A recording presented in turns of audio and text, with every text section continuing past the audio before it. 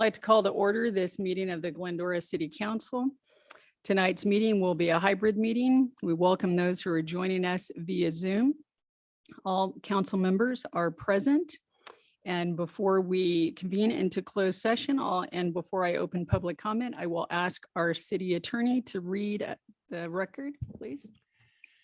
Thank you, Madam Mayor, members of the council, and any who may be joining us in person or virtually. The City Council tonight has one closed session agenda with 3 topics, all of which involve real property negotiations. The authority to meet in closed session is Government Code Section 54956.8. The properties identified by their common street address or their assessor parcel number are printed on the closed session agenda and will not be repeated here. Thank you, Madam Mayor. Thank you, Mr. Winder. With that, I will open public comment. Do we have anyone wishing to speak? Thank you, Mayor. At this time, we received no requests to give public comment via email, public comment cards, or raised hands for attendees. Okay, thank you. In that case, I will close public comment and convene the meeting into closed session at 6:01 p.m.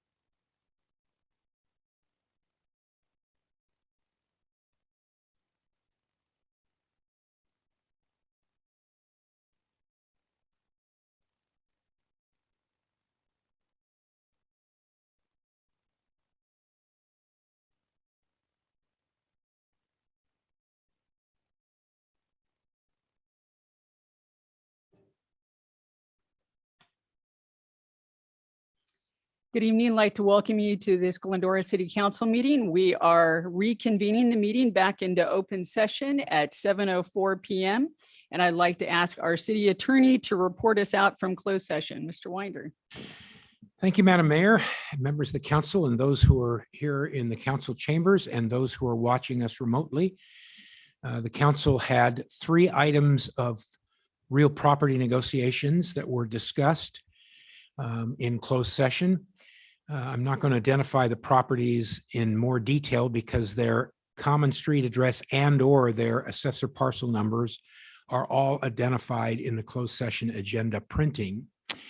In all 3 cases, the council provided a privileged and confidential briefing, requested and obtained further negotiating authority with respect to each property.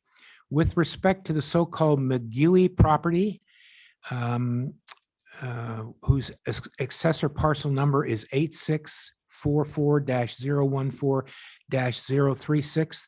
The negotiating authority that was granted to staff by the council had 1 nay vote by Councilmember Alowis. Thank you, Madam Mayor. Thank you, Mr. Winder. That takes us now to our regular meeting for this evening. And tonight our invocation will be led by Associate Pastor Lucas Parks at Foothill Christian Church, followed by our Pledge of Allegiance by our very own city attorney, Mr. Bill Winder. So with that, Pastor. Yeah, I don't see that he's here. All right. Well, with that, then Mr. Winder, will you lead us in the pledge? I'd be pleased to do so. Those who can rise, please do so. Face the flag. Those of you who are at home, watch the flag on your screen and repeat after me. I pledge allegiance to the flag. United States of America, for which it stands, one nation, under God, indivisible, with liberty and justice for all.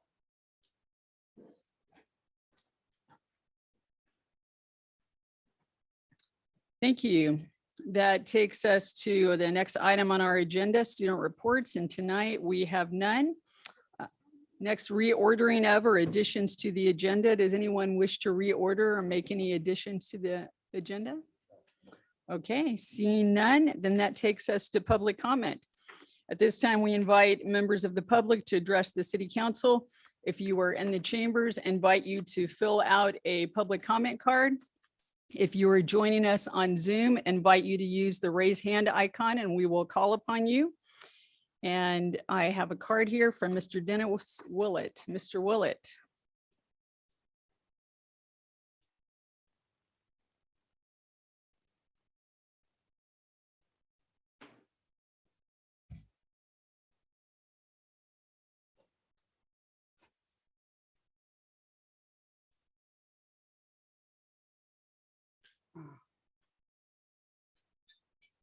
It takes me a moment to adjust everything on my medical medication.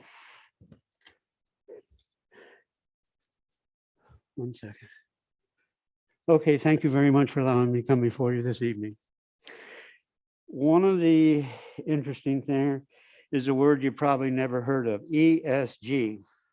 Why do I bring this up? It's something that BlackRock controls. And by the way, the ambassador to England, lady, Jane, she got the plum job by being a real peach of a fundraiser for the Democratic Party. And her husband happens to be one of the co-founders and founders of BlackRock. She's very powerful. As you know, the attorney generals throughout the country are fighting with BlackRock.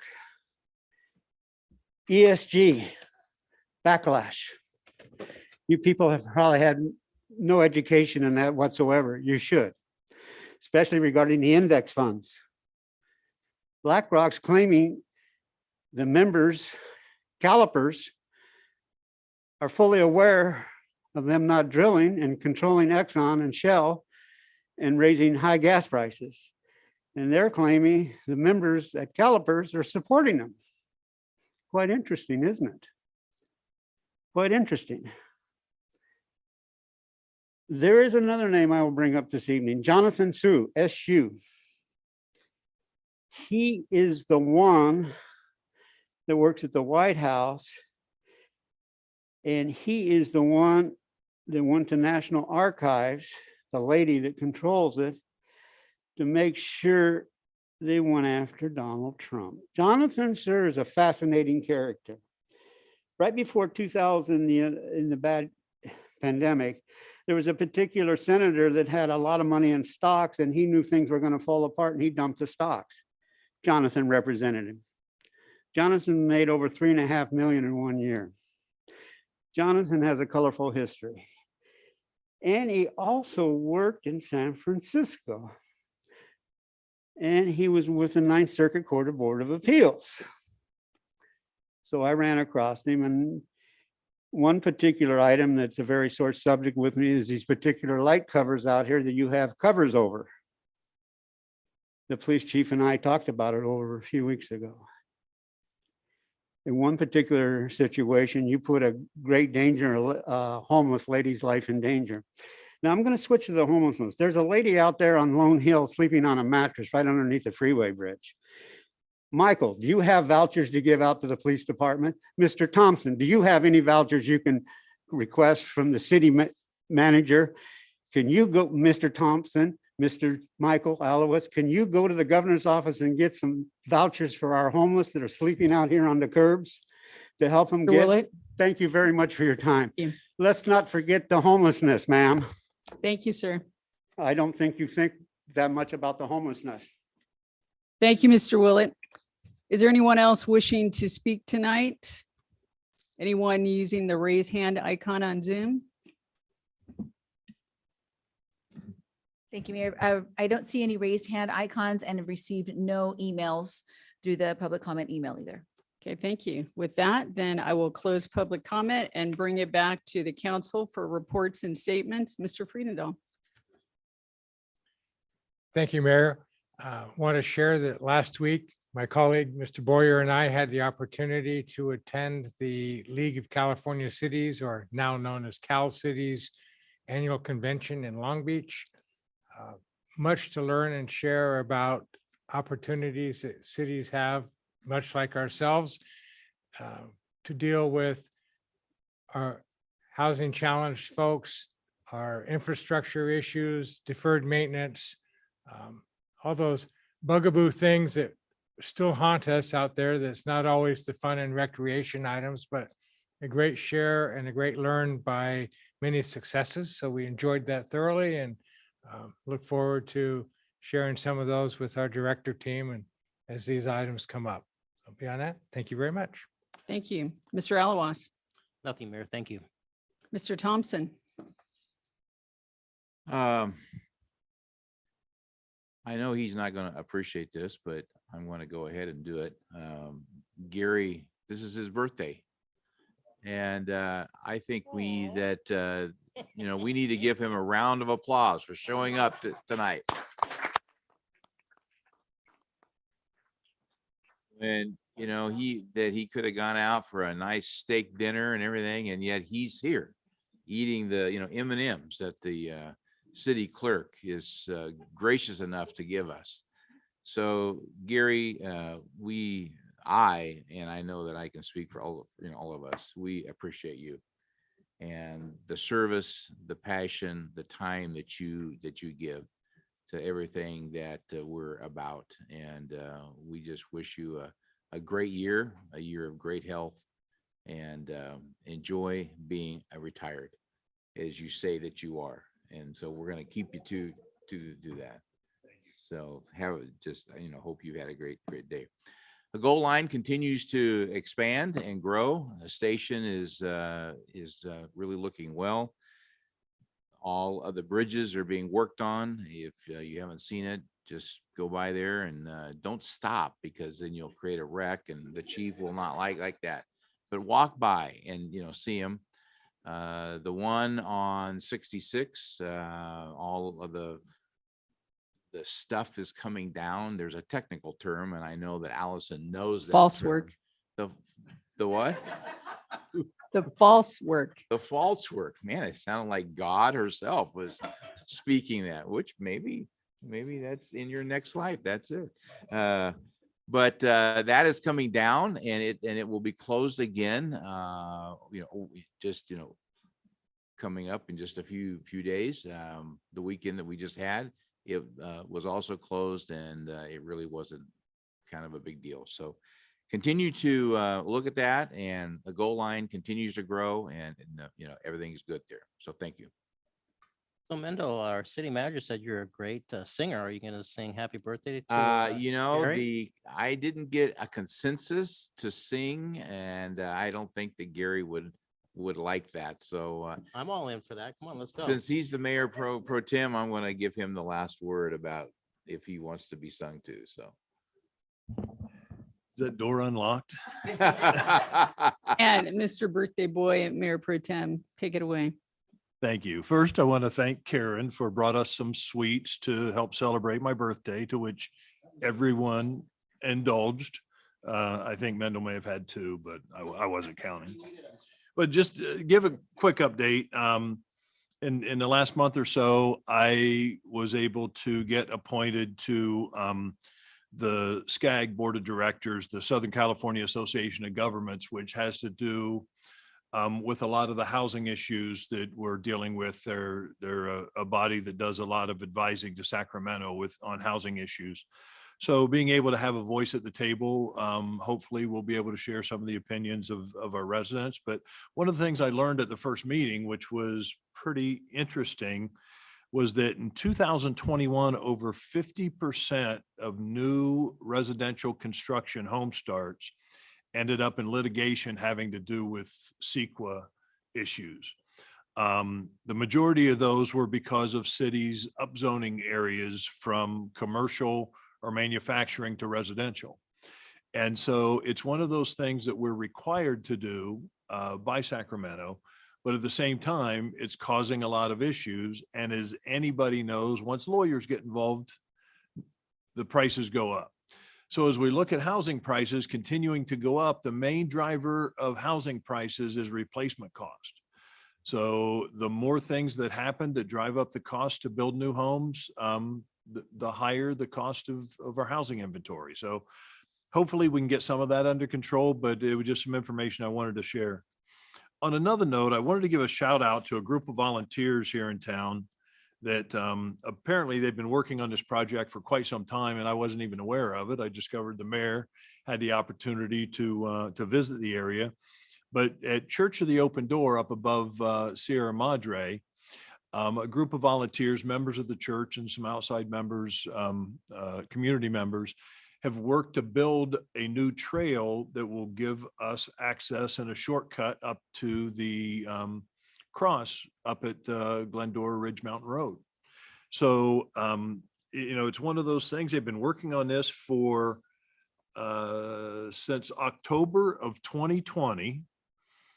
And the nice thing about it is they have installed 3 benches at various places along the trail. So I may have a shot at climbing that 981-foot elevation from the bottom to the top. But, I asked the rep from Church of the Open Door if he would share with me some of the volunteers so I could give him some credit. And he gave me a list that was extremely long. So, I want to give the project leader was Steven Seidenfaden, and I hope I didn't pronounce his name wrong. And it looks like he had his whole family involved in that. But I just want to give a shout out to the members of the community that were part of that. And we really appreciate it. And I will definitely make the trek up there when I get a chance.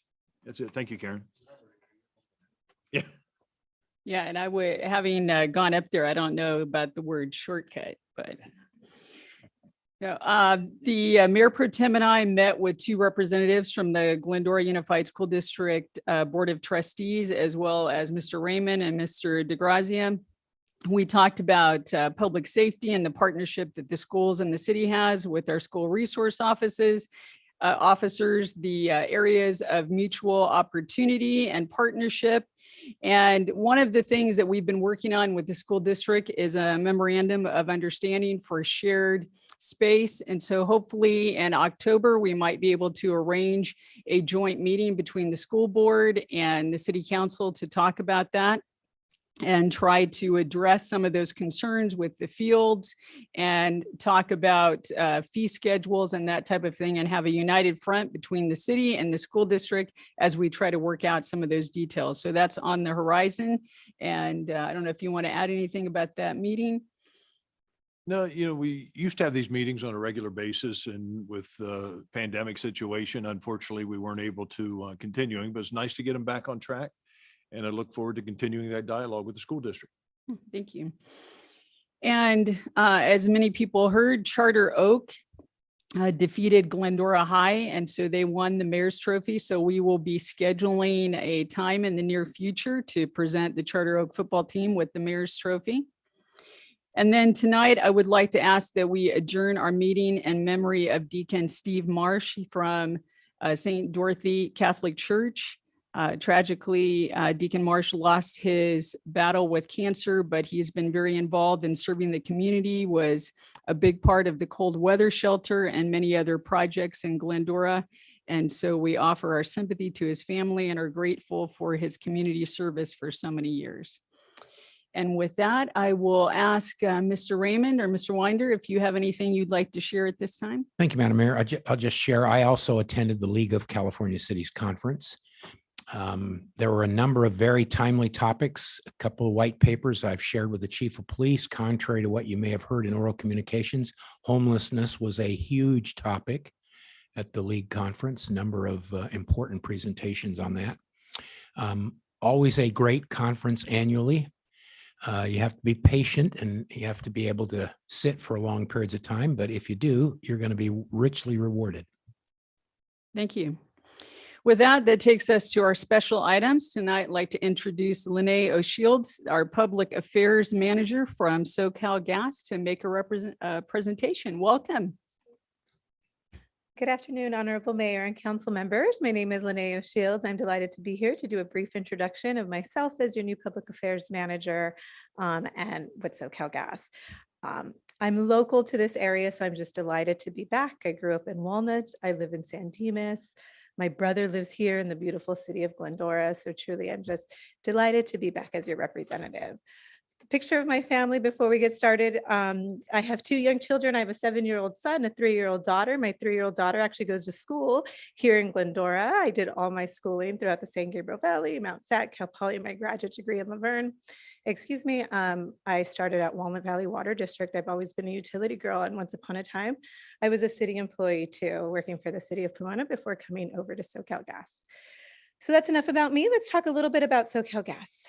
SoCal Gas is the largest, next slide, please, largest natural gas distribution utility in the United States. We operate and maintain over 100,000 miles of pipeline. We have 22 million customers.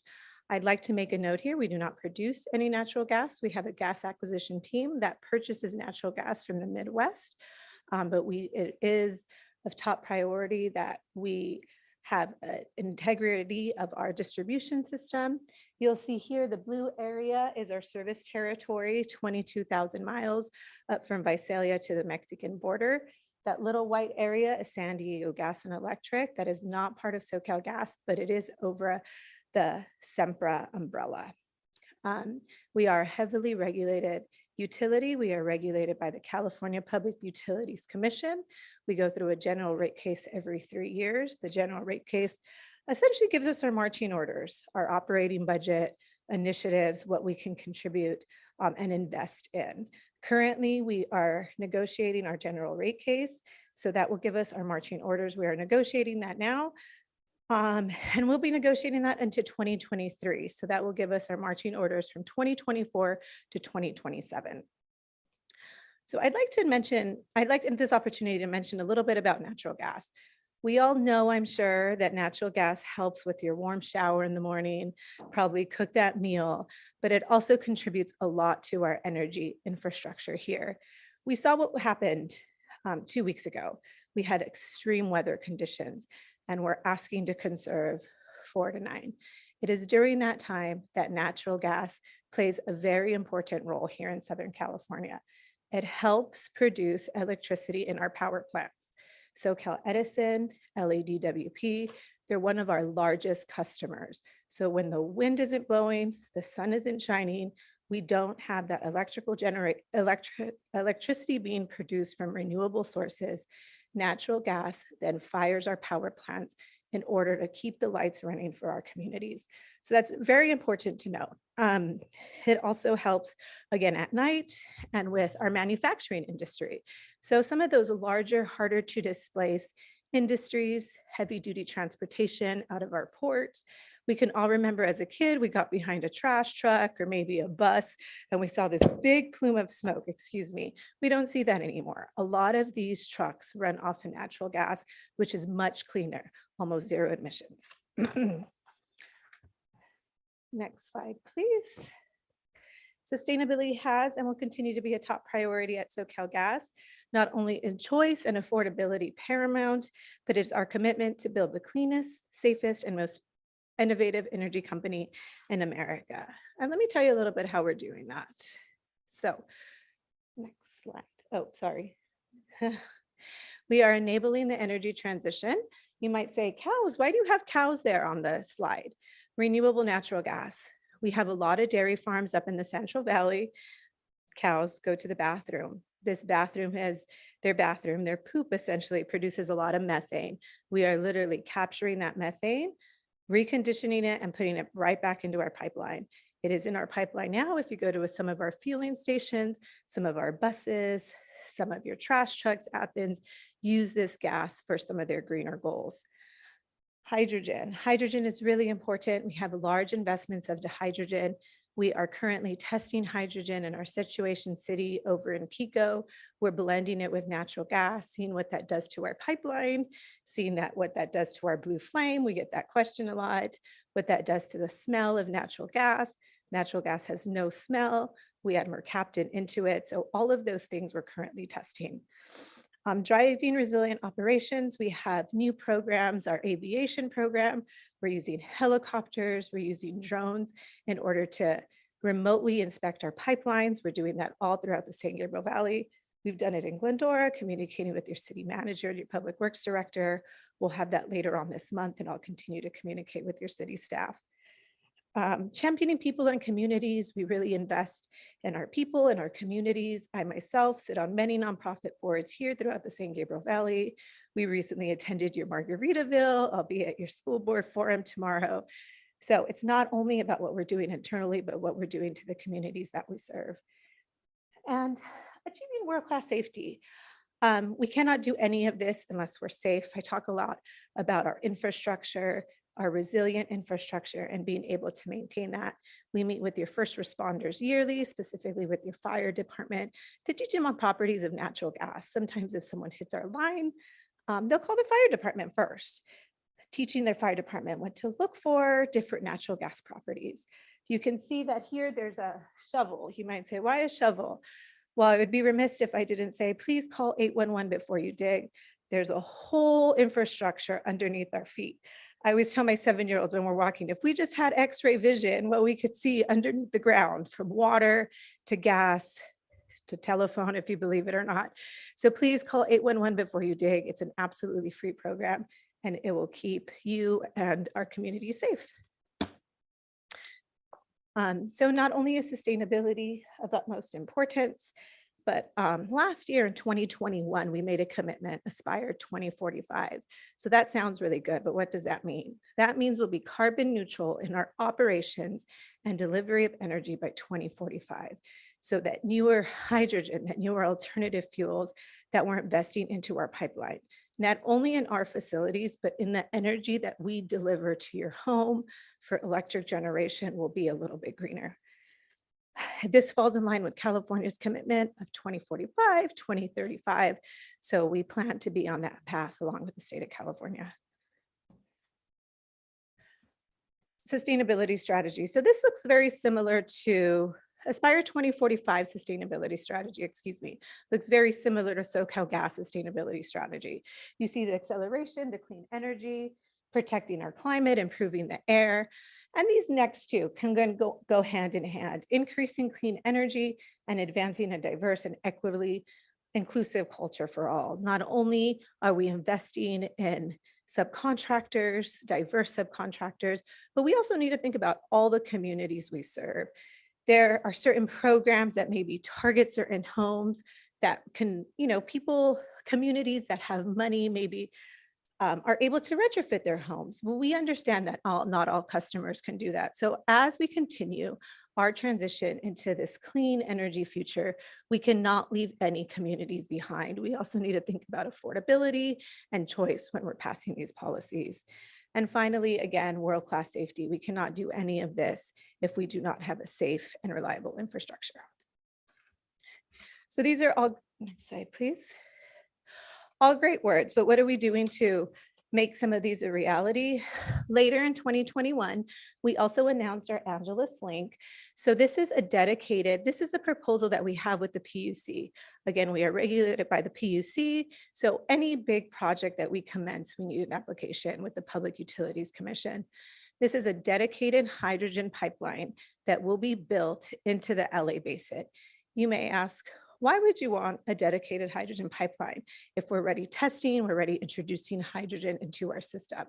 Well, this is again to be able to help, with the electric generation. We talk about power plants firing on using natural gas with hydrogen. Some of those power plants could be run now essentially with hydrogen, reducing our emissions. We have a large manufacturing industry here in Southern California, and some of those, the reality of it is, can't be electrified. So without being to electrify those sectors, being able to use hydrogen and introducing hydrogen into the basin. And we also talk about the large heavy duty trucks displacing some of those diesel trucks as well. This isn't new to the world. It might be new to California, it might be new to the United States, but throughout the world, such as regions like Germany and Japan and Australia, especially Europe, have really invested into hydrogen for other social economic reasons, I'm sure we all know, but they're investing into hydrogen, they're testing it, it's in their energy infrastructure today. And finally, it doesn't feel very cold, but the winter months are upon us. So in just a few months, it is going to get a little bit colder. So I would be remiss if I didn't talk a little bit about winter gas bills. Back in 2019, we had a rate change approval. So I'm going to see a little bit of an increase in rates that came effect January 1st, 2022. It is a transportation rate change. So again, we talk about we are in the business of transporting this fuel into your home. So we got a little increase there. The weather, increase in appliance usage, we take maybe longer warm showers, we're cooking a little bit more during the holidays. So increased appliance usage also drives up our cost. Our days within a billing cycle, if we see a holiday, it can go from 29 to 32 to 33 days. So that also adds to your bill. And a past due amount. We never charge late fees at SoCalGas, but with that, you could see an amount accumulating month after month if you don't pay your bill. So just make sure you stay on it so you don't find a big bill at the end of the month. I'm out of breath here. And finally, we have some wonderful customer programs for our income-based customers. We have our CARE program that saves us up to 20% on your natural gas bill, our energy savings assistant programs, no cost home improvement. Again, both of these are for our income qualified customers, and our medical baseline allowance. Get additional reductions on your natural gas bill if you do have any medical conditions. Please contact me, or the constituents, please contact me if you need additional information on any of these programs. Speaking of contact information, here we go. This is my cell phone number, my email address. Our customer call center is available 24 hours a day, 7 days a week. It's actually located here in your neighbor city of San Dimas, and we are available online 24 hours a day. So with that, Councilmember Mayor Pro Tem, happy birthday. I hope you have a wonderful birthday. Thank you for having me here tonight. I'm available to answer any questions, but I truly look forward to working with all of you. So thank you. Thank you so much. Is there anyone that has any questions? Mr. Alawas. Thank you, Lene. Wonderful presentation. I have to also comment on the seminars that you folks put together about particularly hydrogen that I've sat in on. Yeah. And it's really good. Just for clarity, hydrogen is not going to go into your existing pipes, correct? We are testing it up to 20%, but it's a lot testing still. So right now we have an RD&D project, a major one with Sunline Transit over in 29 Palms, I believe, so out in the desert. But they are building a hydrogen pipeline that will be adjacent to a natural gas pipeline. So essentially it will be using some of the natural gas, but it is not part of that infrastructure. But that's a really exciting project because it will really be able to tell us moving forward if we could build additional hydrogen pipelines near or adjacent to our natural gas infrastructure that's underground now. And how is your hydrogen home coming along? Oh, our hydrogen home, it's going to be built over in Downey at our ERC facility. Thank you so much for asking. This will be a real 1,700 square foot home. It will have solar panels. It will tell you how you can take the excess solar energy that is produced during the day. You can store it in a hydrogen fuel cell, if you will. You think the Mirais of the world, Toyota Mirai, they have a hydrogen fuel cell car. You can fill it up here at AQMD. It fills up with a hydrogen fueling system, and the fuel cell generates electricity within the car. So same idea at the home. We anticipate having a grand opening first week of December, hopefully pushed up to November, but it's coming along very quickly. So I would love to have you all on a tour once that opens up. And maybe we can take a hydrogen bus. So Be great. Foothill Transit just purchased their first hydrogen bus. So everything that we're studying over in Sunline Transit, I feel like can be replicated here in the San Gabriel Valley. They say this is the first of potentially 20 buses. So we're really excited about the future. So one last question, with the heat wave that we just had and went through and we didn't have enough power for the most part, and Southern California, Edison as well had an issue with their peaker plants and turn them on or not, emergency situation. Is there anything that we can do as a city to address the misguided direction of the state of California in helping the gas company to do the right thing by its residents and customers? I think continuing having these conversations, right? Maybe displacing that knowledge that if we electrify everything, that it's just run off of solar panels and these windmills, because it takes much more than that. As I mentioned in my presentation, Edison and LADWP are our largest customers. So during this time, especially from 4 to 9, those power plants are running on natural gas. So it's kind of counterintuitive as we continue to, if you would say, electrify the state, if we don't really think about inclusive policies that are looking at the overall energy infrastructure, continuing to maintain that choice, continuing to have these conversations. As we continue to green our infrastructure, electrical generation will continue to get a little bit greener. But it's an easier story to tell when you put up a solar panel, and it's a harder commodity to understand that natural gas and electricity are almost best friends, and you can't have one without the other as of yet.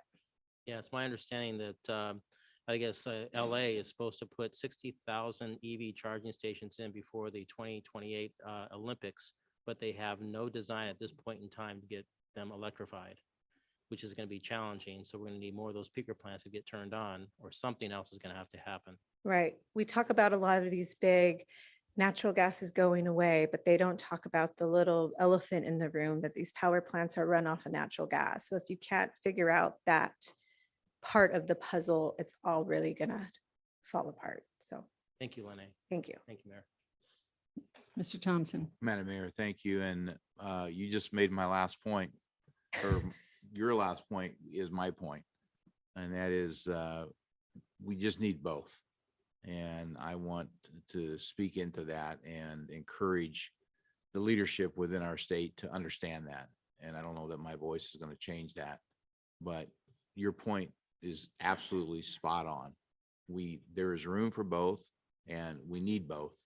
And I hope that you and your team can convince folks that that's what we do actually need. And because it's just important, and to just have a one-track power source is not going to be good. So thank you for everything that you do, all of the chamber work that you're involved with. I get to see you every month, and appreciate all of the work that you you give us there. So thank you. Thank you, much appreciated. We're fired up this morning. Well, that was a long time ago. Nearest so. bedtime now. We appreciate the comments. Thank you. Mr. Boyer, Mr. Brindle? Oh, Lene, thank you very much. And I agree with Mendel's comments. You know, we do have a need for both, and there's room for alternative sources of energy. It's exciting to see Southern California Gas taking some inroads into the hydrogen aspect of business. At Foothill Transit, you mentioned 20 hydrogen buses. Actually, we increased that order to 30. So Wow. we have ordered 30 hydrogen buses at this point. That's actually the largest order of hydrogen buses in the country. So we're looking forward to getting those in, and we should be getting delivery of our first hydrogen bus the first week of October. So the decision was made a number of months ago, and then we increased that order because we got some additional funding to do that. But at Foothill Transit, we're working a variety of different ways to get to zero emissions and do our share for clean energy. So we're looking forward to it, and hopefully looking forward to working with SoCalGas at some point. Thank you. Thank you. And that's very exciting. I'm glad to hear you increased your order. We have the largest hydrogen fueling station here in AQMD and Diamond Bar. So as we continue to hopefully get this Angeles Link approved, we continue to see those hydrogen prices come down too. So Thank you very much, Lene, for being here tonight and for your presentation. thank you. Thank you very much. Thank you for having me in the comments. Thank you. Thank you. All right, that takes us to public hearings, which we have none. And then our consent calendar, items 4 through 7 can be approved with one motion unless anyone wishes to pull any of those items. I move items 4 through 7. Second. Thank you. I will open up the voting client if you can use that for the motion and second. There we go. And I'll take a roll call vote. Councilmember Alawas, Yes. Councilmember Friedendahl, Yes. Councilmember Thompson, Yes. Mayor Pro Tem Boyer, Yes. and Mayor Davis. Yes, And that passes 5-0. Thank you. thank you. Takes us to member agenda items, which we have none. Next, unfinished business. Item 8, authorize the purchase of furniture for Mita Avenue and the Bus Plaza improvements. And tonight, to present that to us is Transportation Manager Stephen Matier, I believe. Yes. Yep. Thank you, Madam Mayor. I Oh, apologize. you're on Zoom. I was yeah. looking in the audience. I was like, where is he? Turns out I'm the voice of Okay. God tonight, I guess. Thank you. I apologize for missing getting over a cold, so I thought I'd spare everyone the germs. The item before you tonight is another step on our process to improve Mita Avenue and the Bus Plaza. This is to order the furniture pieces that'll help us furnish the plaza settings. Next slide, please. So we'll go through the background of how we got here, the concept plans, and the furniture themselves, and then the next steps that we have. Next slide, please. So this really started out with closing Mita Avenue or this portion as a response to the COVID indoor dining restrictions. Both sides were closed to allow for the restaurants on either side to serve outdoor meals, as well as people getting to-go orders to have a relatively safe place to dine. As a result of that, we did notice that people were congregating here even without food. And that led us to thinking about ways to keep the closure permanent and then adding new public space in the village, leading to these plaza concepts. As part of the COVID restrictions, some of the new funding that came out of it were slow streets demonstrations, which were using temporary improvements, such as the benches that you see there and the planters to create public space for people to enjoy being outdoors, as well as to continue eating. Since that time, we've worked on refining the concepts, taking them from really just kind of, triangles and rectangles on a map to really getting down into furniture placement and selecting the different materials, which is where we are right now, and also working on detailed engineering plans. Next slide. So just as a review, these are the plans that we have right now. This is West Mita Avenue. Again, we're looking to maintain some of the outdoor dining that you see with picnic tables and adding in games here like chess, Jenga, ping pong, cornhole, and then also building out what are called like cube hills or kind of cube seating areas. And these give kind of colorful areas with planters for people to kind of wait for a table or to rest and you know, kind of watch their kids or watch their friends play. Next slide. On the East Meta side, we're looking here is to create kind of a living room and a game room area. On the right side is where we're thinking of putting in like a miniature golf course as well as some games, have cafe seating for ice cream or just for hanging out. And same with looking at, is it possible to place a fire pit? Right now, part of that is looking at where we can access gas and then what the trenching cost for that would be. I'll note on both of these plazas, we're including string lighting overhead and investigating for shade sails or umbrellas, depending on which is more feasible from a cost perspective. Next slide. In the bus plaza, while not originally part of the COVID dining restrictions, we noticed that this was an opportunity to also look at ways to program the space for more active use. As part of that, we'll be adding in this cube hill, which will create a kind of a stage backdrop feel for community performances or other events such as, you know, plays or music events. We're also adding more cafe tables and chairs, a directory map. That's one of the things we heard from every business in the plaza, is that it's not well known what's further back. So we thought that might help with some of those businesses. And then also adding in a rules table so people knew really, you know, kind of what are the ground rules for our public spaces. This will be similar to what we have in our parks throughout the city. Next slide. So in terms of the furniture themselves, we're recommending 2 vendors. One is Landscape Forms. They are based out of Michigan.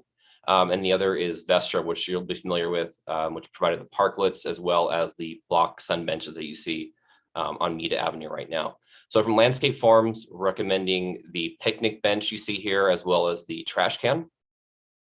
Next slide.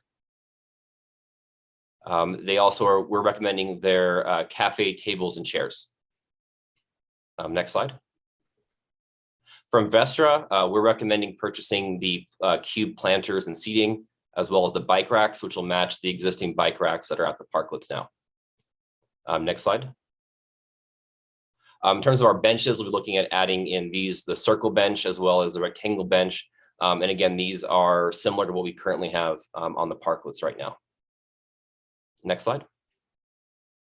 So in terms of next steps, we're aiming to have final design completed in November. We'll have a report to council in October with 95% plans. So that'll give you a very detailed look.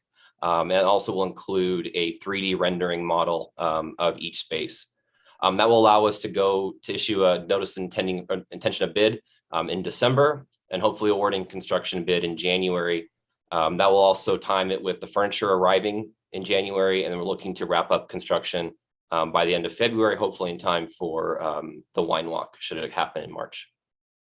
Next slide. And with that, I can take any questions the council has. Thank you very much. All right, I will bring you back to the council for questions. Mr. Thompson. Madam Mayor, thank you. Stephen, the briefing that Michael and I had today was a very thorough and good one. We dug deep, and so I will spare you the questions that I asked then. And some of you don't see what's going up here, which is for the most part probably good, but the mayor was applauding me for stopping. The only thing that I wished, and I know that you do too, is that we could have had this done by end of the year to stroll and everything, but I'm excited to get this done and I support it. So thank you. Thank you, Mr. Friedendall. Thanks, Stephen, and hope you get better. Look forward to, certainly I support this, but I look forward to the continued enhancements on the public plaza areas, and it looks exciting. I know we still have to work out some of the details as to who maintains it and takes care of it and things like that. And hopefully we will all take care of it, but I look forward to that. Couple of questions on the West Meta side. We've added some dining opportunities. Can we look forward to the adjacent restaurants on that area to come along and get in compliance with the rest of the dining opportunities on the village, as opposed to their free will, if you will, on what they're doing, since we're making more opportunity? Yeah, that's a great question. We've spoken extensively with both restaurants on either side. Encourage them to use the tables that are there now, sharing with them what the plans that we have. I think the flexibility that the picnic benches offer is that, restaurants can serve there, or if people want to grab and go, they could take it to go order and sit there. So yes, I am hoping that this clears up some of the right-of-way issues on that section of Glendora Avenue, to your point. Thank you. On the bus plaza, we neat changes there and overdue for sure. So it's nice to do that. I'll ask operationally, are the public restrooms that are there now that I seem to find closed whenever I am urgent need of one, are those in service, or will they become in service again soon if they're not? I'll take this one, Stephen. So I will spare you from all the dirty talk there. So in all honesty, Councilman, they're on a timer right now. And for the locks that are go after certain hours, we tend to have challenges in some of the restrooms where people check in, but they don't leave till the morning. So it is something that we're continuing to deal with, something that we're aware of, and we're hopeful that more activation of the area allows for prolonged hours of usage of those restrooms. And I know the various departments, including our police department, do help us with the staff that ensure those are locked and empty. So hopefully, as there's more people in the area through those evening hours, the accessibility to those restrooms will continue to expand as well. Okay, thank you. Look forward to this, Stephen. Thank you very much. Thank you. Mr. Alabas? Well, as Mendel mentioned, we had a real lively conversation this morning with all four of us, and we got a lot of the questions answered. Stephen, can you, I know I'm going a little bit out of scope a little bit, but I guess next month we're going to be talking about the overall plan. Can you talk a little bit about the covering that we're going to have or anticipating having over the top of the 3 locations? Yeah, I'm happy to. Thank you for the question. So for East and West Meta, we are considering shade sails. So those are what you see at like Finkbeiner Park, for example. Those are canvas material. They are weather resistant. I think one of the things we did notice, especially how it is used right now, when there is a lot of sun on it, these tend to not be used. So shade is very important. We're looking at, how much that's going to cost. To do those, you have to drill into you have to, anchor them into the sidewalk. So unfortunately, it's not just as simple as, putting a pole in. So we're looking at, how that will cover, what are the costs of that. For the bus plaza, what we're looking at doing is string lighting and also the balloon covering, which I apologize is not on this one. Those are translucent balloons, which will create more of a colorful look on the ground. Not as much for shade, but really more of is like an aesthetic look and appeal. And the idea here is to draw people into the bus plaza. So while it's not shown on here, this is something that we've shown to the community a number of times, and it's something that's was received very well. It was suggested that maybe the balloons would be illuminated, but that's topic for another discussion. For the Vestra, we had situations last time with transportation and because of the port situation. Do you anticipate any of that happening this time? And as well as with the cost of this, is this including a VAT tax? The VAT tax? VAT tax. That was some topic of discussion between me and the different vendors. So I don't think we're subject to a VAT tax. We are subject to our sales taxes that we have here. So is this price inclusive of any taxes? It's inclusive of sales tax, yes. Okay, all right. Thank you. Yeah. Oh, and then I think you had a second question, Councilmember? No. Okay. No, well, the transportation. Yeah. So that's a great question. Obviously, with our experience last time, I think the containers got to California, just couldn't get unloaded on time. From what I understand, the backlog is not as severe. Part of the reason we're ordering now is that we have time to make sure that they're manufactured and delivered at a reasonable time. But I share, that was a concern last time, and hopefully this time, given our timing of our order, we're better prepared. And we have everything that we had ordered and anticipated for our parklets, correct? Yes. Mm-hmm. Thank you. Mayor Pro Tem? Thank you, Stephen. Great presentation. I love these ideas, but a couple of questions. First off, I'm not sure if with some of the new requirements that are coming out with trash disposal, are we going to be required to provide recycle receptacles in areas like this? And even if we're not required, if we thought about it, and when I look at the trash bins, it doesn't appear as though they're the kind that may have two sides or anything. That's a great question. We're actually ordering 2 trash cans per plaza. So one will be for trash, one will be for recycling. You know, I am working with Public Works to figure out, you know, to your point, is this subject to the new, you know, sorting rules? So I think that that's something we'll have to navigate. And I would just add to that, Stephen, during our most recent contract with Athens, we included the sites of all, both the current and future trash bins and the frequency of the pickups. And so working with Athens have ensured us that depending on how we label those, when they go to be picked up, they'll sort through them and ensure that organics is in the right place, recycling is in the right place, and trash is in the right place. So I don't think Stephen's been involved in all of those particulars, but definitely in our new contract, we predicate that those will follow that same approach. Okay, perfect. Another idea or thought that I had is, you know, the more items that we put in an area like this, the more opportunity we're going to have for things to break or possibly disappear.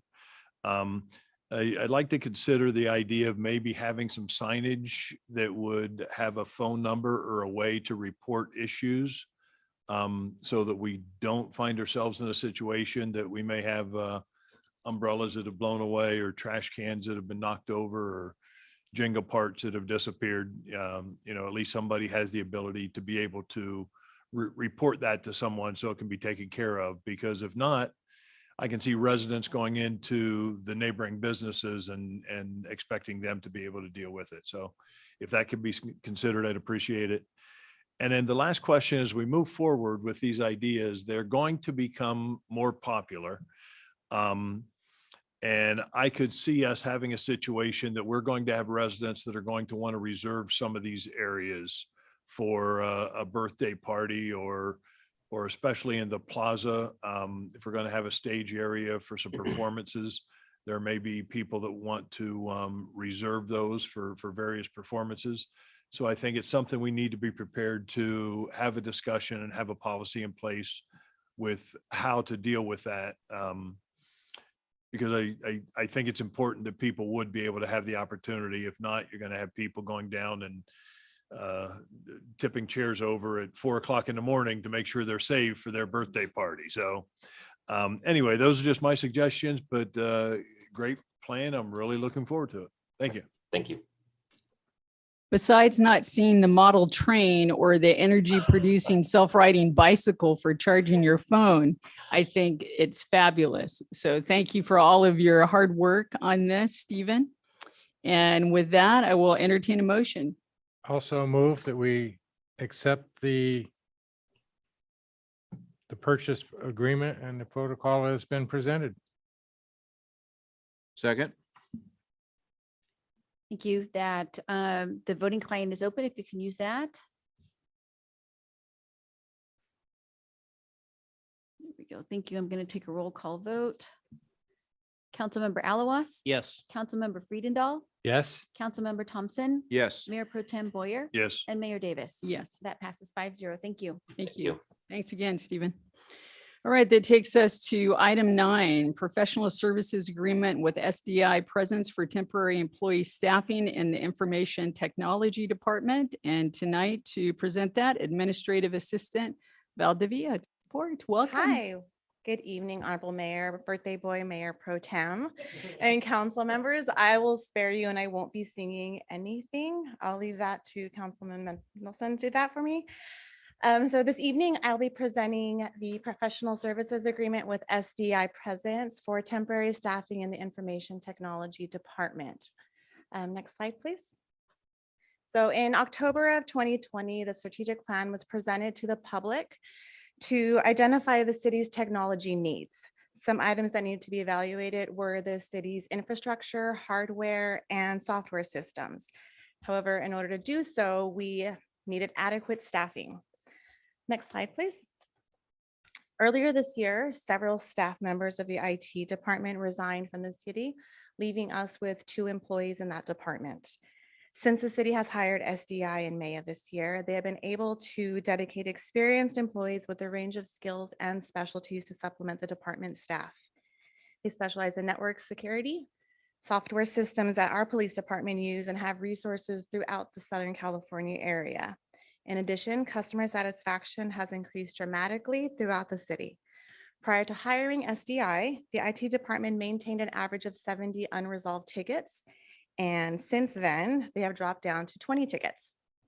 There's also been a decrease in the amount of time it takes a technician to resolve these tickets.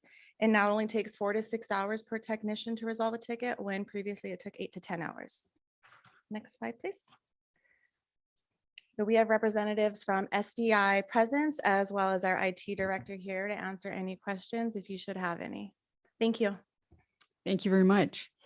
That I'll bring you back to the council for questions and comments. Mr. Friedendahl. Thank you, Desiree. My first concern with this was, wow, if we're supplanting existing staff.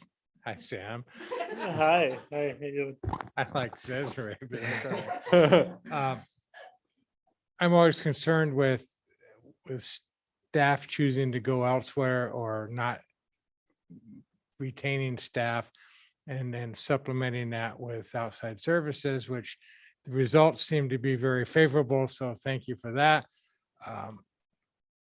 And my question yesterday was, wow, could we have taken this funding and put it into staff and retained those? And clearly was told, nice try, but no.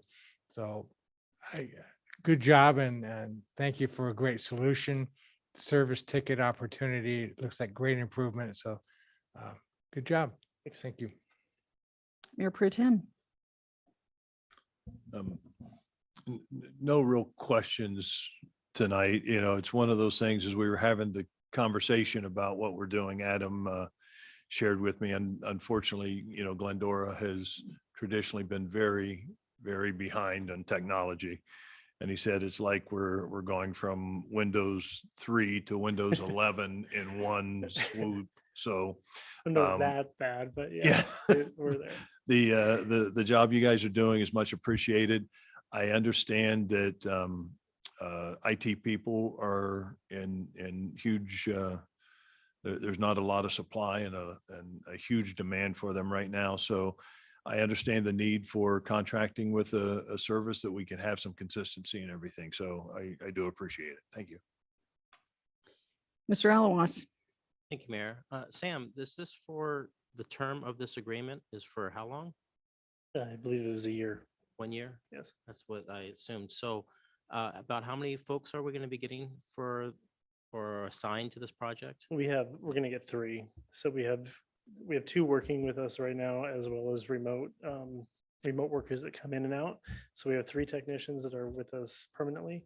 And those technicians cover anything from security to tickets to anything we need in the IT department. And do they take direction, or they just know what to do automatically? No, they know what to do automatically. They service a lot of different municipalities throughout Southern California. So they run into the same kinds of software, same kinds of issues. So they're pretty versed in. And I would just add that the agreement's stipulated as such where it's in and out, there's help in network and operations and applications if that help is needed. As we spoke about earlier, the city can't provide specific direction to contractors, which isn't what we're doing. We have a general scope of services that they follow. We check in with tickets to ensure that we don't run afoul of any of the HR issues in the state of California. So do we have other resources out there, or are they highly recommended this firm for the temporary? They're highly recommended. So we looked at a couple different opportunities, and they were by far the best. I think I am reading in there, you're going to go out again for some longer term services. Longer term services. Well, this is only for a year, so. Right. So we're going to see where we stand for that year, and we'll reassess then. Okay. All right, thank you, Sam. It's actually a one-year contract with the city's option to extend it to up to 3 additional one-year terms. So if the city exercised all of its options, it could extend the contract for 4 years total. Or go out there for other service providers, Right. because I think I remember seeing that in there in the. That's in the correct. agreement. Yeah, so and every year we'd be back before the council with the authorization of an expenditure and dollar amount based on what's there. I think as Sam was indicating earlier, and I don't know, not obviously in this meeting, but as we've discussed, this process is with our permitting system that's coming in, our ERP and GIS. This contract allows us for billable hourly rate and then above sort of the day in and day out to provide the support to staff during those implementations as well. So we've built into the ERP and permitting and GIS systems additional professional service costs that would be working on the city's behalf. Obviously, you have an implementation partner and that's the provider, but they have their best interest in mind always. And so we have people in our best interest in mind, and they've been great to work with. And Sam's been really helpful. I think as was said earlier, Sam came to me and said, hey, we've recruited for the same position now 3 times in 9 months. There's only so many times an individual can come in and for $80,000 more, they're going to the aerospace engineering. And so this solution provides us a bridge to really evaluate how we best get this done for the most efficiency for staff and the best use for the public for their dollars too. So as we automate, is this going to change the requirements you're going to need for staffing as we do the ERP systems and other things of that nature? Will that change your demand? I don't necessarily think it'll change the demand. I mean, with the amount of projects that we're implementing throughout the city, you're going to keep looking at, the different security requirements or infrastructure or cloud infrastructure that we are going to. So I don't really see that changing anytime soon. Just doing more. Right. Great. Thank you. Mr. Thompson. Madam Mayor, thank you. And thank you, Sam, for this. The only question that I have is, are the staff the same day in, day out, or are they sporadic? Like one week we get. It's the same. It's the Same, same day in, okay, day so out. there's a If we need consistency. available resources, we can also call on that company to have additional people come in. Okay. But for the most part, it's the same individuals. And then you're the one that oversees their Correct. bonding and liability and all that kind of stuff. Correct. Okay, good. Thanks. All right, very good. Then I will entertain a motion. I would move that we accept this and approve it as authorized. I'll second that. Thank you. The voting client is open. I will take a roll call vote. Councilmember Alawas. Yes. Councilmember Friedendahl. Yes. Councilmember Thompson. Yes. Mayor Pro Tem Boyer. Yes. And Mayor Davis. Yes. That passes 5-0. Thank you. All right, thank you. Thank you, Sam. Thank you, Desiree. That takes us to item 10, award a professional services agreement to Badawi and Associates to provide independent financial auditing services in the amount of $138,990,000, or is that a typo there? I think that's a little bit of a typo there. For fiscal years 2021 through 2022 through 2023, 2024. Long time. And so invite County Manager Aguilar to report. Welcome. Yes, good evening, Honorable Mayor, Mayor Pro Tem, and City Council members. I'm Brittany Aguilar, the County Manager of the Finance Division. Oh, I'm short, sorry. Thanks, Sam. Thanks, Sam. I'll be presenting the item on the agenda tonight to award a professional services agreement to Badawi and Associates. Next slide, please. No. So the city is required to have an independent financial audit on an annual basis in order to comply with various requirements set forth by bonds, grants, and other funding sources. And an additional benefit to this is I feel like it allows us space for the public, an opportunity to recognize that the city has sound financials that, external sources can rely upon. The city has contracted with the Poon Group since 2017, and while they have provided excellent customer service and reporting, it's always best practice to rotate auditors in order to maintain a fresh perspective. In July, the city issued an RFP for auditing services and 2 proposals were received. Next slide, please. The proposals were evaluated through a criteria based off of responsiveness, technical experience, staff qualifications, continuing education of the staff at the firm, and firm size. The evaluation committee selected Badawi and Associates for future auditing services based off of their proposal and presentation. It was their use of technology to identify any outlying or irregular transactions, their method of internal control documentation, and as well as their staff participation in committees that affect local government. In addition, their overall cost of proposal. Next slide, please. Some of the products that are issued at the end of the audit process are the reports such as the annual comprehensive financial report, the single audit, the investment agreed upon procedures, compliance report for the housing successor agencies, the GAN limit, and the state controller's report. Some of the next steps for the city is to essentially provide all of the supporting documentation for any of the balances that are sitting on the city's financial statements right now. In addition, they'll be evaluating all of the transactions that occurred in fiscal year 22 in order to issue their opinion. Next slide, please. The overall fiscal impact of the contract is total over 3 years is $138,990 with the option to extend for 2 more years outside of those 3 years. There is currently sufficient budget in fiscal year 23 in order to cover the first year of the contract, so there's no need for any additional appropriation. Next slide, please.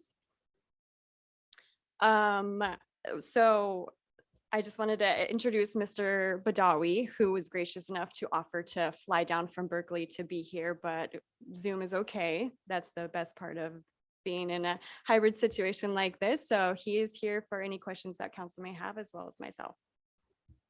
Thank you very much. All right, Mr. Alawas. Thank you, Mayor. Thank you, Brittany, for your report. So the reports that we're going to get, are they similar to what we've seen in the past, the layout and template? Yes, yes, absolutely. It will be the same pretty much every year unless we contract them for any additional services. Okay, and this is a not to exceed 138,990. So, but then also it talks on there for extras, also out of scope, as well as travel and other things.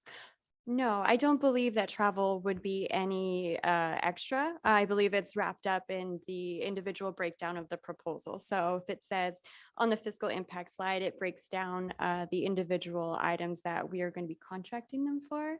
And so, but essentially in order to mitigate that as well, is that we've essentially been doing remote work with the auditors. I can't remember the last time I saw any of the Poon group.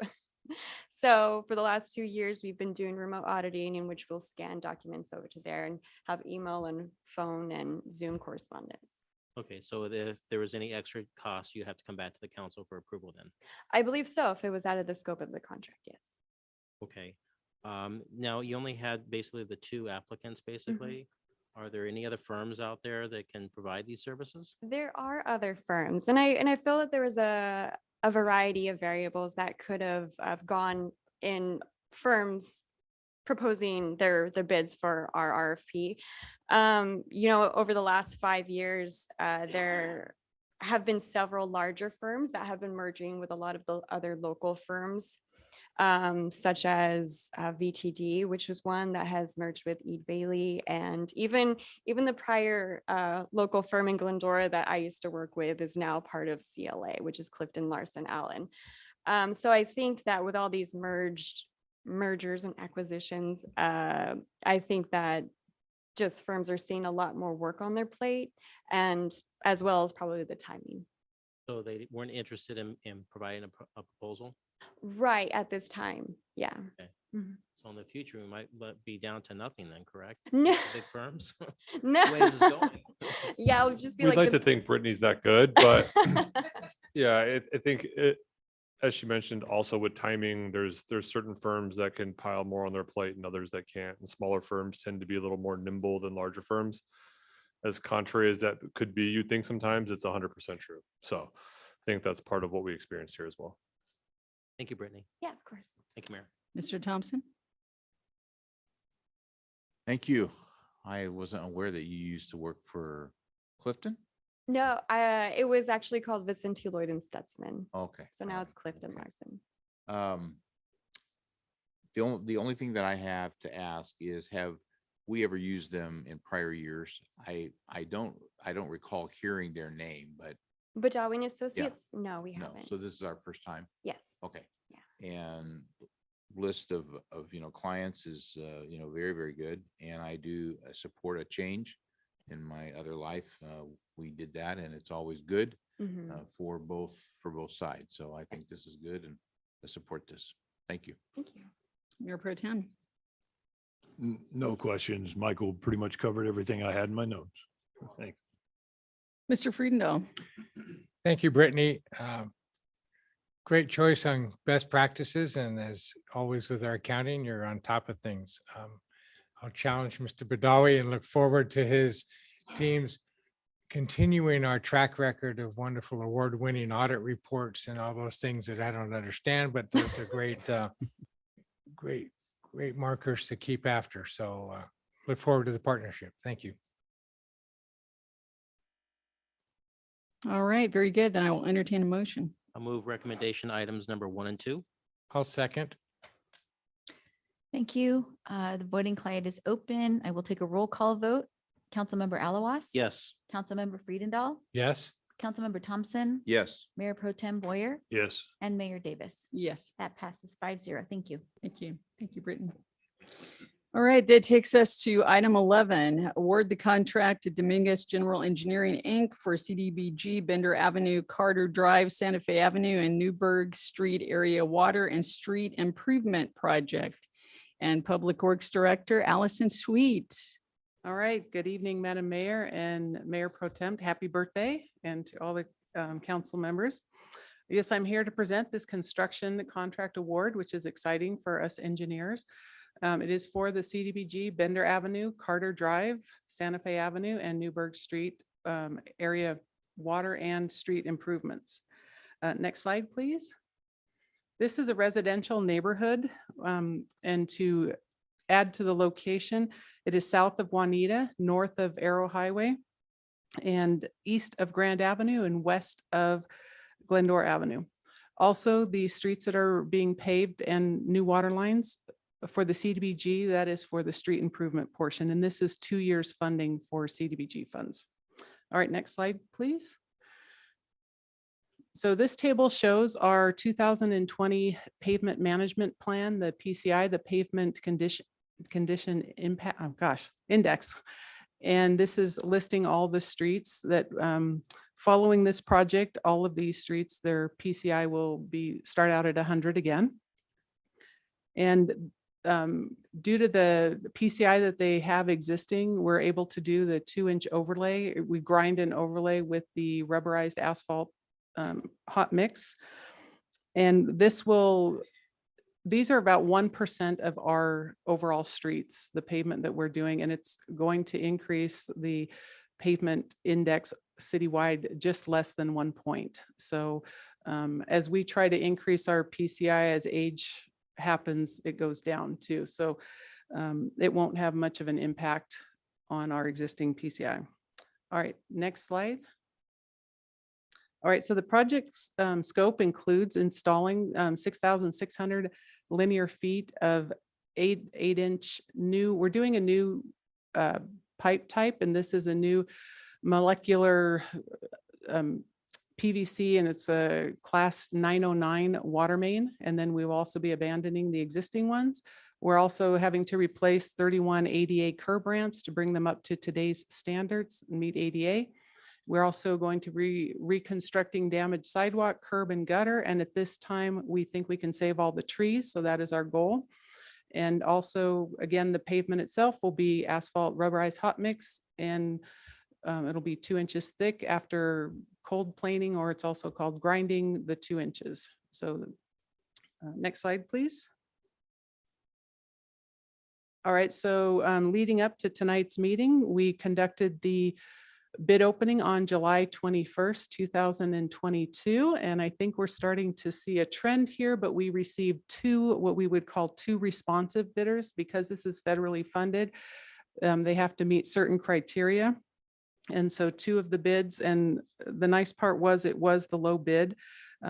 They are meeting the federal compliance forms for all of the community development block grant requirements. And some of these include their commitment to hiring Section 3 qualified residents, and then their good faith efforts of utilizing disadvantaged businesses. The engineer's estimate was $2,620,150, which is right in the middle of the two bids that we did receive from $2.3 to $2.7 million. And we are recommending tonight that to have council award to Dominguez General Engineering of Pomona. And they are currently doing another project for us. They're finishing up the St. Vladimir water and street projects, which finally they were in a long line of getting asphalt. And so the work is starting tomorrow to repave the streets over there. All right, next slide, please. Okay, so following our recommendation requesting you to award this contract tonight, the construction should start in October. It runs for 100 working days, which is basically 20 days, working days in each month. And so it'll end in the end of March, which is a 5-month-long project. Next, and I have not heard anything about supply chain at this point. So we'll see if that has any impact on us. Next slide, please. And so this slide is showing what our probable costs are. Our budget is $2,826,173, with our proposed expenditures being $2,775,385. And in those expenditures, it includes the actual construction, and then we purchase the meters and the meter boxes. And then also we will providing inspection and construction management during that time, and also material testing for the pavement. And that will leave us with a remaining budget of $50,000, $50,788. Next slide, please. Okay, so this shows the 5 recommendations we're asking City Council to consider. And I just want to thank you for your consideration. And I look forward to, making these street and water improvements for our residents here in Glendora. And I'm available for questions. Thank you. I'm going to call on the birthday boy first, and it had nothing to do with the fact that she used the word aging several times. We know how many people watch these meetings by the number of texts I've gotten tonight wishing me a happy birthday is every time this comes up. So yeah, I got one text. Now, I'm curious because we have 4 companies that we have noted that the incomplete submissions on their bids. Can you give us an idea why that was, or was it just that they didn't respond? Well, I mean, it's a variety of factors. One of them, having done this for many years, contractors will they know it's a federal project, but they won't spend the time and effort that it takes to fill out some extra forms and say, hey, so I think we got a few of those. And then also the contractors are very busy. And I noticed that some of them were from out of the area. Some of them were my old stomping grounds out of Ventura. Normally they would do that. So I'm not 100% sure why they didn't finish all the paperwork. I guess a question I have on the bid process, do we, when we put this out to bid, because our job is to do what's best for the community and the taxpayers, when the time period comes, when it expires and we have these, do we reach out to people and let them know that, hey, this is incomplete, you need to, do a little bit more so we could get more competitive bids?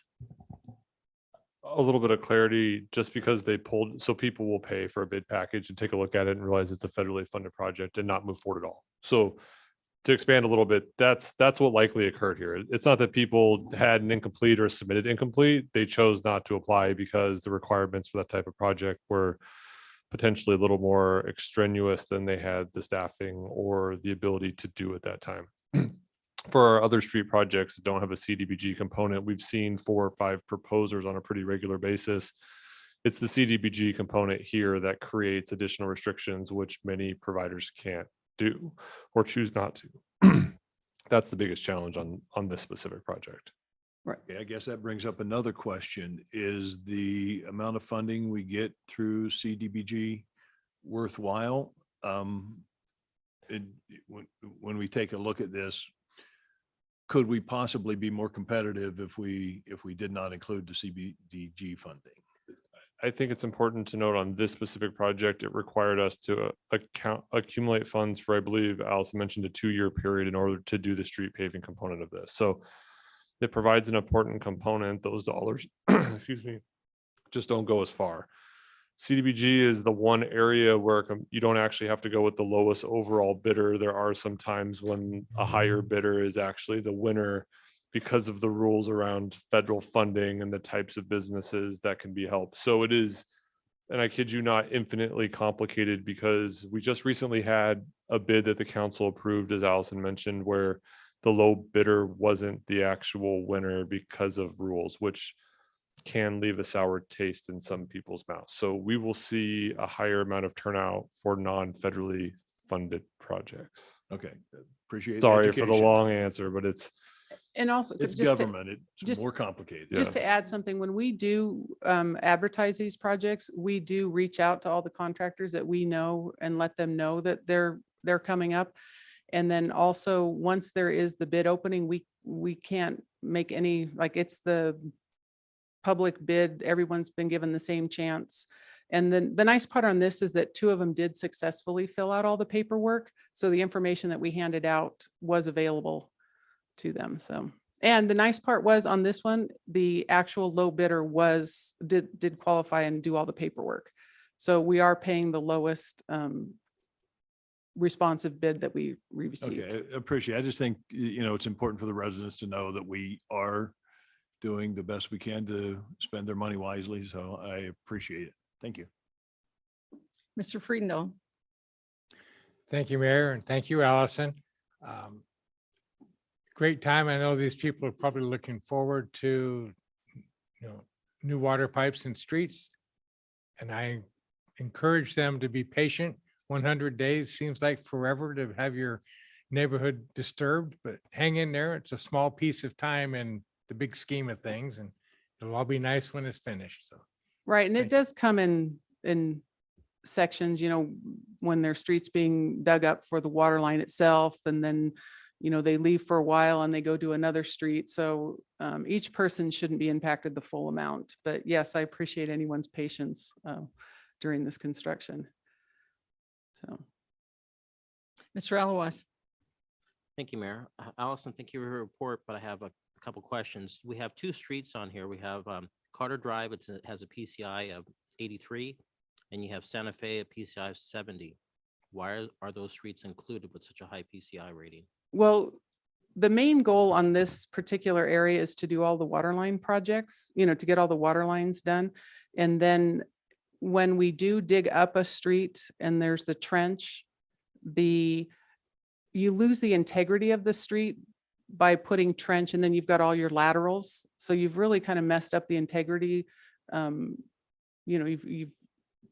so the idea of grinding and overlaying it will bring it back to the higher standard.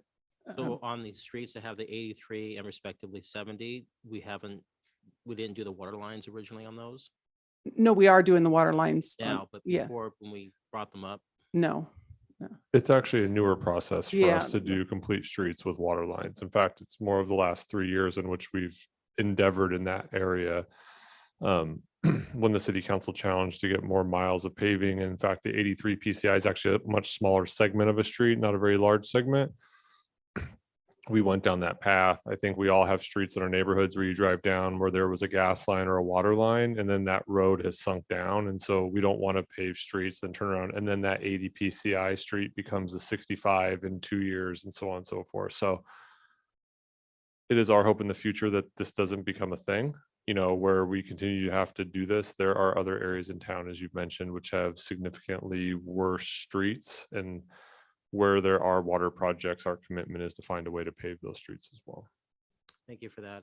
And one last question, to piggyback on what Gary was trying to mention, is we have the federal funds that would come that has, strings attached.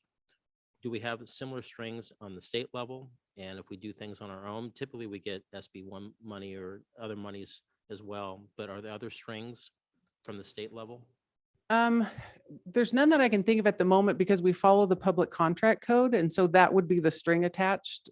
So but beyond that, then there's no other strings that we have to deal with. For the operators, there's no strings themselves. For the contractors, for staff, on the flip side of that, with SB1, for example, state of California in its infinite wisdom didn't want cities to supplant future SB or take other funds away from streets. SB was supposed to be an ad.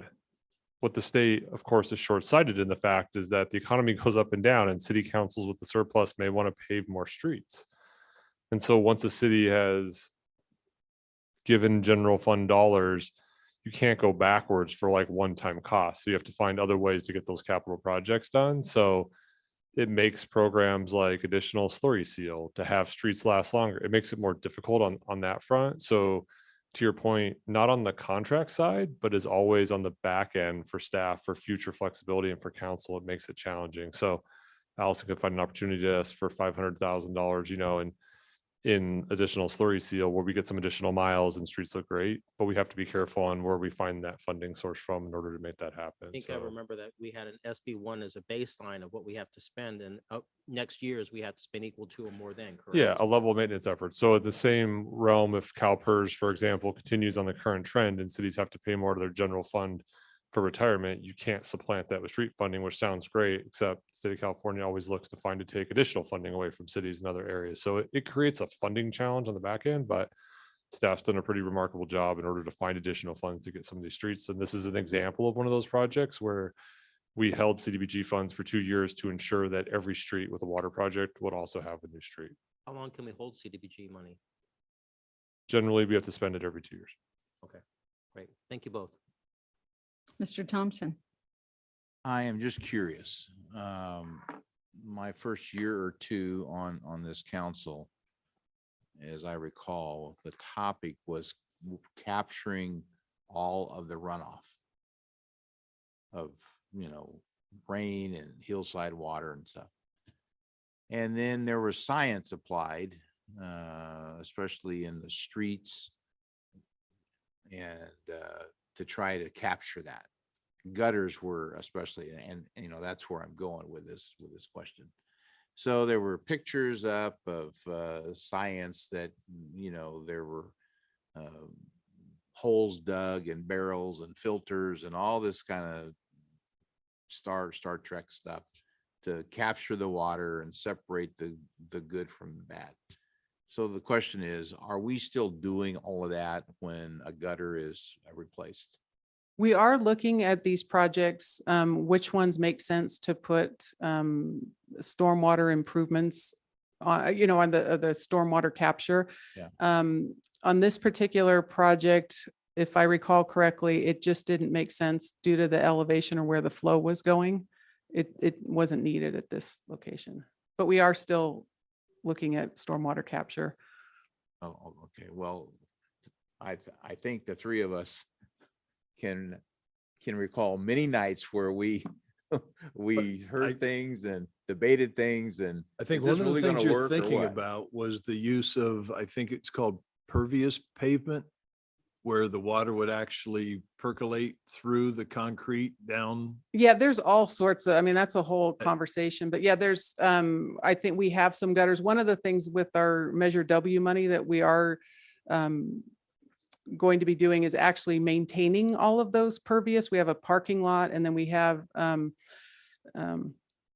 of the deep well ones that we're going to start maintaining those with the Measure W money. So But for the most part, that technology doesn't seem to have caught on, because we're not Right. hearing a whole lot about it anymore. Or yeah, there's, oh, go ahead. Just from the Green Streets perspective, I don't think the funding that everyone thought would be available became available. Okay. I think is I mean, we're trying to do other projects in the city and Green Street programs, and Allison's tried to find us Measure W funding to make it happen. I will tell you this, sort of like solar and electric vehicles, if there was enough state and federal funding out there for Green Streets, we'd probably have a lot more Green Streets and do a lot more paving. It's just not, that hasn't happened to the extent that we would have liked at this point. Well, I was just curious because we spent almost a year or two debating that. So I was just curious if we were still doing it. So thank you. We do and consider it. We do consider it when we Good, look at the okay. projects. Thank you. And I obviously support this. So. Thank you, Allison. With that, I will entertain a motion. Okay, one question. It was asked of me this week by a constituent if we would ever consider going to white streets that they're trying to do in Arizona to reduce the temperature. Is that ever a consideration? I will tell you, I have not considered it. That doesn't mean it's not a consideration. I'd have to look into it more. I know there's always new paving innovation ideas, but that I will admit I have not heard of, so. Okay, all right, thank you. And with that, I'll move recommendation items 1 through 5. Second. Thank you. I will take a roll call vote. Councilmember Alawas. Yes. Councilmember Friedendahl. Yes. Councilmember Thompson. Yes. Mayor Pro Tem Boyer. Yes. And Mayor Davis. Yes. That passes 5-0. Thank you. Thank you. All right, that takes us to member and staff comments. Mr. Alawas, I'm good, thank you. Mr. Thompson, I'm good. Mr. Friedendahl. Just one quick one. We enjoyed a photo opportunity at the Gladstone Park's new parking lot recently, last week, I believe. And I did see today, I happened to drive by at the moment that the transformer was tipping over and the unsightly wall that is going to be removed and make that whole area much more attractive. So it's coming. And I think our Public Works folks are aiming toward a end of the month timeframe to be finished. So go check it out. Yeah, Mr. Boyer. Mr. Raymond, Mr. Winder, any other staff? All right, with that, I will adjourn the meeting in memory of Steve Marsh at 8:35 PM.